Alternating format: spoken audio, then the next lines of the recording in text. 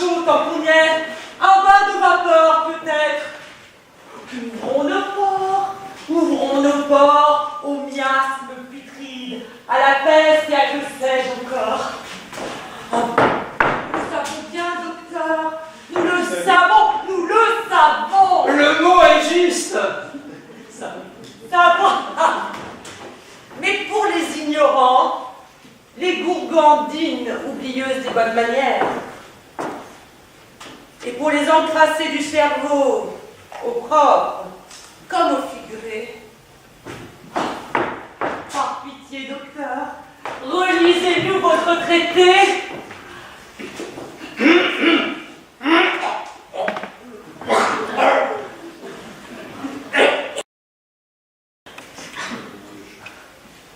Excusez-moi, comtesse, quelques glaires dont il fallait prestement que je me débarrasse. Voilà. Ah, traité pour une toilette moderne et prophylactique par le docteur Sinovi, membre de l'Académie royale de chirurgie depuis sa création en 1731 et jusqu'à sa mort, si Dieu le veut. Nous l'en prions. Ça vous pose un homme, un curriculum vitae pareil, tout de même. Article 1er. La santé de l'homme et par voie de conséquence de la femme, son sous-genre, dépend nécessairement et irrémédiablement de l'équilibre entre les quatre humeurs qui composent le corps. Sang, flegme, bile jaune et atrabile. Vulgairement dénommé bile noire. Ah, Satan menace notre foi. Article 2e. La pénétration d'un corps étranger. ah, ne parlez pas de malheur. La pénétration d'un corps étranger, disait, dans l'organisme de l'homme, ou de son sous-genre, provoque le dérèglement du fragile équilibre entre ces quatre humeurs. Par voie de conséquence, la médecine moderne déconseille fermement pour la toilette l'usage de l'eau et de tout précipiter à queue. Satan est dans le gros. Faisons la guerre à l'hier. Article 3e. Les vapeurs d'eau, les surfaces embuées sont également proscrites, en particulier dans les espaces confinés. Laissons cela aux Turcs, aux païens et aux mécréants. Je me réjouis, docteur, que la science s'accorde avec les prescriptions de notre Sainte Église. C'est là justement une modeste traduction d'une bulle papale sur le sujet. Je voulais en éclairer mes ouailles lors de mon prochain sermon. Voyons. Sermonner donc, il en va du salut public. Mes bien chers frères, mes bien chères sœurs, Par voie de conséquence. l'eau est à l'humain ce que le serpent fut à Adam. L'eau est une agitatrice perverse, corrompant nos corps débiles et nos âmes pécheresses. Et insinue le désir coupable c'est la femme qui, trop facilement, à elle s'abandonne. Revenons encore une fois à la source. Oui, il faudra que je trouve un autre mot. Celui-ci ne convient pas. Revenons à la Bible. Ponce Pilate, se lavant les mains, voulant montrer par ce geste symbolique son indifférence au sort de Jésus-Christ, Fils de Dieu. L'eau est émanation du malin, je vous le dis. Et la Marie-Madeleine, c'est l'huile d'olive qu'elle lui a récupéré les pieds à ton Jésus. Marie-Madeleine était une gourgandine, mademoiselle. Et ton Jésus, il a pas lavé les pieds de ses apôtres avant de passer à table? Mademoiselle, vous blasphémez. Bon, revenons à la science. Je vous prie. Article 4e. La médecine moderne recommande donc de se frotter le corps avec un tissu sec. en privilégiant les endroits les plus exposés à la vue. Les mains, la bouche, l'arrière des oreilles. Article 5e. Pour camoufler le caractère peu esthétique de la crasse, qui est, faut-il le rappeler ici, une barrière efficace contre les puces, les poux et autres parasites indésirables, il sera fait usage d'onguents et de poudre pour blanchir la peau. Article 6e. Pour parfaire l'aspect avenant de l'homme et de son sous-genre, il pourra être utilisé aussi généreusement qu'il le faut, parfums, essences diverses et autres substances aromatiques. Oh oui, j'aime bien quand je fleure bon, quand ça embaume de partout. L'amour, ça fait l'amour, le parfum, ça pique le cœur quand ça sent la rose. Les hommes sont tout en émoi. Ils me reniflent les vapeurs dans la rue, le patchouli et la bergamote. Je te jure, ça les retrouve pour de bon. Tiens, il y a même un de mes amants qui m'a écrit une poésie là-dessus. C'est Mamuse qui me dit. Écoute ça. Mademoiselle, je ne suis pas sûr que votre poète soit en odeur de sainteté. Tais-toi donc et tu m'en diras des nouvelles et écoute. L'odeur de ta toison enjôla ma narine, et mon âme amarrée à ton parfum d'embrun, libre dans la geôle de tes effluves bruns, vogua jusqu'au levant pays de tes racines.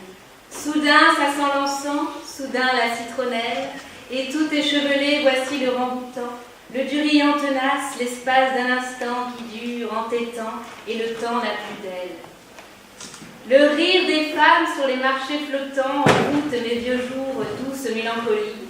Je découvre ton sein, odorante folie d'un verger généreux comme un fruit que l'on tend. J'ai jeté l'encre ici, derrière ton sourire de façade, ici j'ai trouvé ma maison. Ici est mon ailleurs et j'en perds la raison. Ivre de ce bouquet, ici je vais mourir. De Dieu! Les fleurs du mal! Oh, Bertuchou! Votre poète a un siècle d'avance sur son temps. Ouais, bien, il mourra quand même de la syphilis. Y a pas de raison. Reprenons. Article 7e. La consommation de sucre se développant dans le royaume grâce à la traite négrière, elle doit s'accompagner d'un soin particulier pour les dents. La médecine moderne préconise par voie de conséquence de se les frotter avec un opiat de clous de girofle.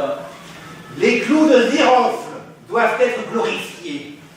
Ce sont les clous de la crucifixion du Christ qui, par son sacrifice, a sauvé tous les péchés du monde. Le mal de dents découle du péché de gourmandise. Et le clou de girofle nous le rappelle. Et contre le péché de luxure, ça marche aussi. Des clous. Contre les péchés capitaux, rien ne veut un parfum capiteux. Des clous. Et contre la gale, la science préconise... Des clous, des clous, des clous. Elle avait le cerveau. Des clous, des clous, des clous. Mais pas Voltaire. Mais Des il est clous, devenu des fou. clous, des clous, des clous, des clous, des clous, des clous, des clous, des clous. Oh bah il est parti comme un malpropre. Eh bien, je crois que c'est à moi de tirer les conséquences de tout cela. J'avais pris quelques notes. Ah, les voici.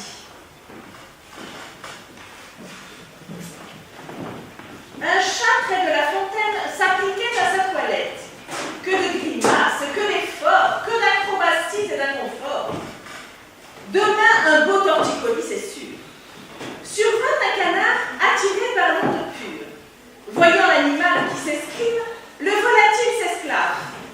Est-ce un crime, monseigneur, que de s'humidifier? Vois donc, répond le greffier. L'eau glisse sur ta plume, tu n'es point mouillé. Votre retard sur le temps, madame, vous êtes vraiment très en retard. Ceci peut-être vous siera davantage. Philosophique. À proprement parler, le désir de pureté nous naît souvent dans de sales draps.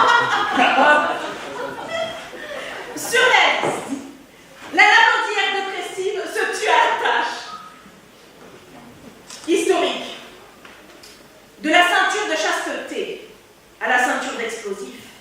Il n'y a qu'un cran. Oh, c'est trop tôt cette fois-ci. Il faut avoir du nez pour prédire l'avenir. Ou alors,